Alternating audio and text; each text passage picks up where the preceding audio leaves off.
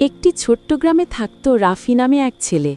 রাফি পড়াশোনার চেয়ে খেলাধুলা বেশি পছন্দ করত। একদিন সন্ধ্যায় বিদ্যুৎ চলে গেল, বাড়ি অন্ধকার হয়ে গেল। রাফি ভয় পেয়ে দাদুর কাছে দৌড়ে গেল।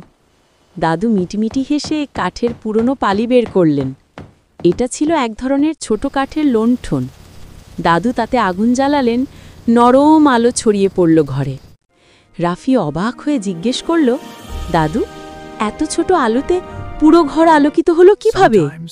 দাদু বললেন, বাবা, আলো ছোট হলেও কাজ বড় হতে পারে।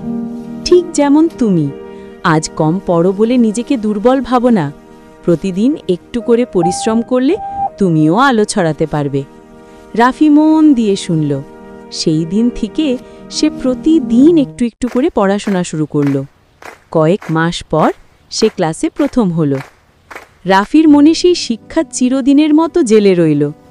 ছোট আলো বড় পথ দেখাতে পারে। বন্ধুরা, তোমরা লাইক, সাবস্ক্রাইব করলে